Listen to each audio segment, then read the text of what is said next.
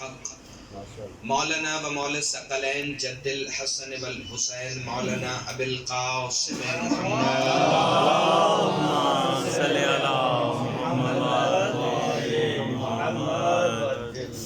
الصلاة والسلام وأهل بيته الطيبين الطاهرين المعصومين المنتجبين الهداتيين المهديين المنتخبين المنتجبين المظلومين الذين أذهب الله عنكم الرجس أهل البيت ويطهركم تطهيرا اللهم صل على قال رسول اللہ صلی اللہ علیہ وآلہ وسلم الولد سر ابیہا با آواز بلند صلوات اللهم صل على دعا ہے کہ خالق کائنات اس عظیم ترین عبادت کے درجات میں اور بھی بلندی عطا فرمائے چونکہ فرش عزا کی قبولیت کی دعا میں اس لیے مانتے ہی نہیں کہ یہ کائنات کی وہ عبادت ہے ذکر حسین جو قبول پہلے ہے اور ادا بعد میں ہے دعا ہے کہ خالق کائنات اس فرش عزا کے خادمین کے عزت رزق جان مال ایمان اور خصوصاً عقیدہ ولایت امیر المومنین میں بے حساب برکت خالق کائنات سب دعاؤں کی ایک ہی دعا ہے اس صف عزا کی عزت اور عظمت کے صدقے میں حقیقی وارث صف عزا حقیقی رہبر معظم ماشاءاللہ حقیقی آیت اللہ العظمی حقیقی ولی امر المؤمنین وہ شہنشاہ جو ترتیب محمدیت میں 14ویں محمد ہیں جو ترتیب علویت میں 12ویں علی ہیں اور کوئی مانے نہ مانے وہ 15ویں ابو طالب بھی ہیں وہ جو شریک القرآن ہیں جو خلیفۃ الرحمن ہیں جو امام الانس والجان ہیں جو قاطع البرہان ہیں وہ شہنشاہ تشریف لائیں اور پھر پوری دنیا کو بتائیں کہ ہر وہ سانس حرام ہوتی ہے جو علی کی ولایت کے بغیر ہوتی ہے بلند صلوات کی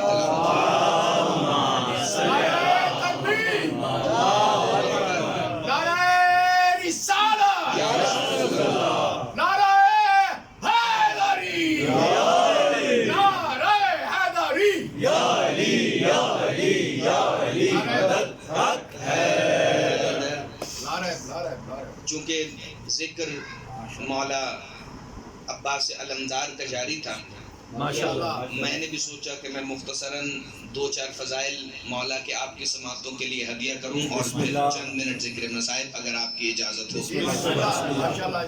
اور اس ذکر کے لیے میں نے رسول اکرم کی ایک حدیث کی تلاوت کا شرف حاصل کیا ہے اور اسی حدیث کے اندر ہی فضائل عباس علمدار کا ایک سمندر ہے اگر آپ محسوس کریں گے تو صرف یہ ایک ہی فکرہ کافی ہے مولا امیر کائنات نے فرمایا تھا کہ انا سر اللہ الاکبر کہ میں اللہ کا سب سے بڑا راز ہوں اور رسول اکرم کی حدیث ہے الولد سر ابیہا کہ بیٹا باپ کا راز ہوتا ہے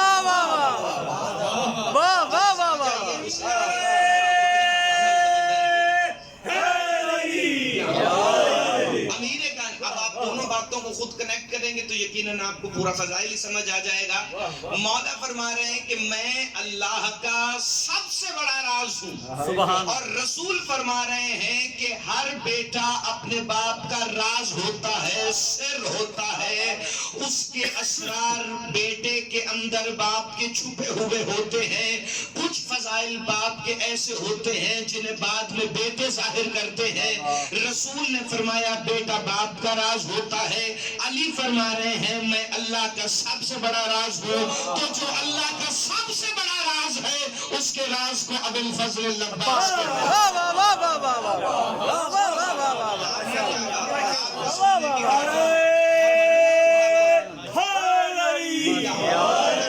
مسکرانے کے لیے آپ ماسک اتار بھی دیں گے تو کوئی فرق نہیں یا علی مدد ہے جو اللہ کا سب سے بڑا راز ہے مولا عباس اس امیر کائنات کا راز، اور یہ ایسے راز ہیں خدا کی قسم خود علی بادشاہ فرماتے ہیں کہ بسم اللہ الرحمن الرحیم زکانی رسول اللہ زکن زکا، کہ رسول کائنات نے مجھ علی کو ایسے علم بھرایا ہے جیسے پرندہ اپنے بچے کو غذا دیتا ہے۔ بندے نے پوچھا یا علی آپ نے پرندے کی مثال دی، کوئی اور مثال کیوں نہیں؟ کہا اس لیے کہ باقی جو بھی اپنے بچوں کو غذا دیتا ہے پہلے خود اس کو کھاتا ہے، لیکن پرندہ جس طرح سے لیتا ہے اسی طرح اپنے بچے کے منہ میں ڈال دیتا ہے۔ جس طرح رسول نے اللہ سے علم لیا تھا اسی طرح مجھ علی کو علم دیا ہے۔ اور امام صادق فرماتے ہیں ان امن العباس زکل علم زکن زکا، جسے ایک محمد علم دے اسے علی کہتے ہیں، جسے علی حسن اور حسین تین محمد مل کے علم دے اسے عباس کہتے ہیں۔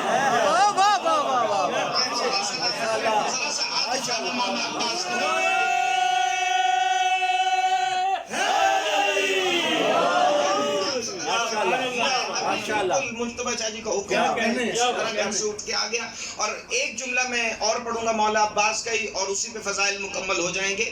ایک اسم ہے انکل جی مولا عباس کا، العبد الصالح۔ دیکھیں اگر آپ علامہ اقبال کی طرح سنیں گے تو پھر فضائل آپ کو سمجھ نہیں آئیں گے، ہاں اس طرح فضائل کو سمجھیں جیسے علامہ اقبال سمجھ گئے تھے کہ فضائل کیا ہوتے ہیں۔ اسی لیے تو وہ کہتے تھے کہ اقبال کا مذہب کیا پوچھتے ہو، میں تو بہت راضی ہوں۔ سمجھو اقبال کی طرح، سنو اقبال کی طرح نہیں۔ توجہ بھائی، العبد الصالح، عبد صالح، آپ زیارت میں مولا عباس کی پڑھتے ہیں السلام علیکہ ایھا العبد الصالح، اے عبد صالح آپ پر سلام۔ بندے نے مولا باقر العلوم سے پوچھا مولا یہ آپ کے چچا عباس کا نام العبد الصالح ہے، کیا وہ بڑے نیک اعمال کرتے تھے جو ان کو عبد صالح کہتے ہیں؟ تو کوئی بھی نیک عمل کرے تو وہ عبد صالح کہلوا سکتا ہے۔ کہ یاد رکھو اللہ کا عبد ہونا آسان ہے لیکن عبد صالح ہونا آسان نہیں۔ کہ عبد صالح کون ہوتا ہے؟ کہ عبد اللہ کی رضا پر چلتا ہے، لیکن عبد صالح سانس بھی ویسے لیتا ہے جیسے اللہ چاہتا ہے۔ عبد صالح وہی کرتا ہے جو صرف اللہ چاہتا ہے۔ عبد صالح اللہ کی رضا کے بغیر سانس بھی نہیں لیتا۔ تو کہا مولا انبیاء پر وحی ہوتی تھی، ائمہ پر الہام ہوتا ہے، عباس نہ نبی ہے نہ امام ہے، تو پھر عباس کو کیا پتا کہ اللہ کیا چاہتا ہے اور میں نے کیا کرنا ہے؟ فرمایا خاموش، جو حسین کہتے تھے عباس اللہ کا سمجھ کے وہی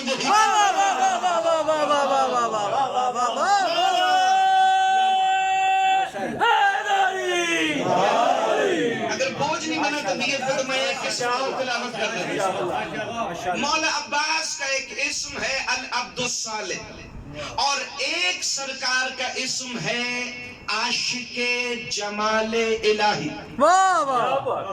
اب دیکھیے یہ فضائل ایسے ہیں کہ اسی کے اندر ہی مصائب چھپا ہوا ہے، اور استقبال محرم کی مجلس میں اگر مولا عباس کا ذکر نہ ہو تو وہ مکمل ہو ہی نہیں سکتی، چونکہ یہ قافلہ نکلا ہی مولا عباس کے علم کے سائے میں۔ مولا کا اسم ہے عاشق جمال الہی۔ اب کئی بندے حیران ہو گئے کہ اللہ کا حسن بھی کبھی کسی نے دیکھا ہے جو کوئی اس کا عاشق ہو سکتا ہے؟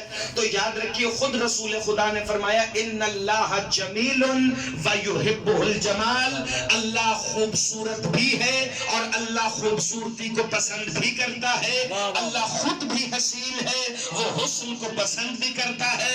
خدا کی قسم اگر کائنات میں یہ خاندان نہ ہوتا نہ ہمیں پتہ چلتا وہ کیسے خوبصورت ہے، اور نہ ہمیں یہ پتہ چلتا وہ کیسی خوبصورتی پسند کرتا ہے۔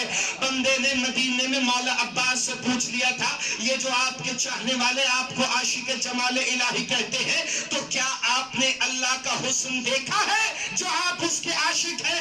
مولا عباس نے سر کو جھکا کے کہا خاموش، میں روز حسین کو دیکھتا ہوں۔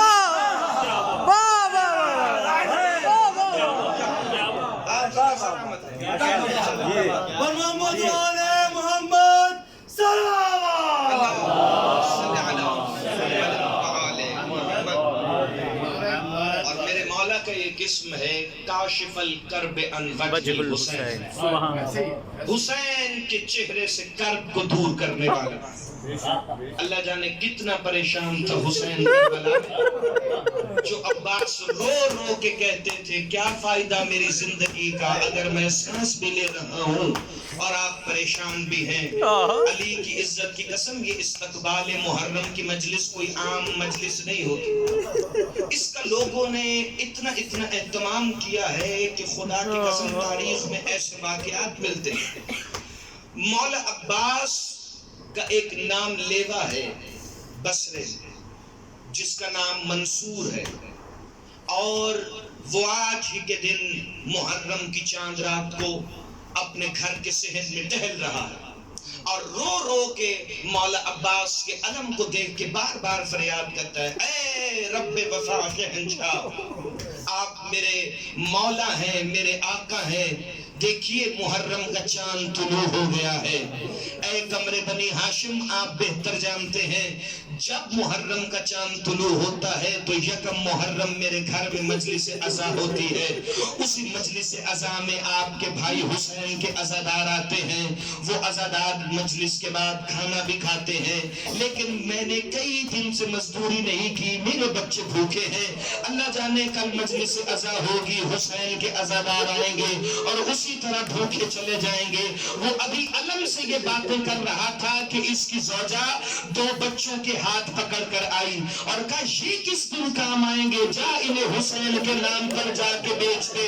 وہ جس نے کئی دن سے مزدوری نہیں کی تھی نا، وہ یکم محرم کو صبح فجر کی نماز کے بعد بصرے کے بازار میں جا کے کہنے لگا ہے کوئی مزدوری کروائے، لیکن کوئی مزدوری کروانے نہ آیا. پھر اس نے کہا ہے کوئی جو آدھی قیمت پر مزدوری کروائے، لیکن جب سیدو پھر بھی کوئی نہیں آیا نا، پھر اس نے دونوں بچوں کے بازو بلند کر کے کہا ہے کوئی جو حسین کے نام پر میرے دونوں بچوں کو خرید لے تاکہ میں حسین کی مجلس اپنے گھر میں کروا سکوں. یہ کہتا ہے ابھی تھوڑا وقت گزرا تھا کہ کوئی گھوڑے سوار آیا، اس نے گھوڑا روکا، میرے ہاتھ میں اشرفیوں کی تھیلی دی، دونوں بچوں کو ساتھ زین پہ بٹھایا. جب میں نے تھیلی کھول کے دیکھی تو اتنی ہی رقم تھی جتنا میں نے گھر میں مجلس حسین کا اہتمام کرنا تھا. یہ کہتا ہے میں گھر میں آیا، یکم محرم کی مجلس ہوئی، عزادار آئے، انہوں نے کھانا کھایا، عزادار چلے گئے. جب عزادار گئے نا تو منصور اور اس کی زوجہ دونوں صحن میں بیٹھ گئے. ممتا بھی تڑپنے لگی، باپ کا پیار باہر آنے لگا. کہا اللہ جانے جو ہمارے بچوں کو خرید کے لے گیا ہے تو بچے کس حال میں ہوں گے. ماں کہتی ہے جب حسین کے نام پہ بیچے گے تو پھر صبر کر.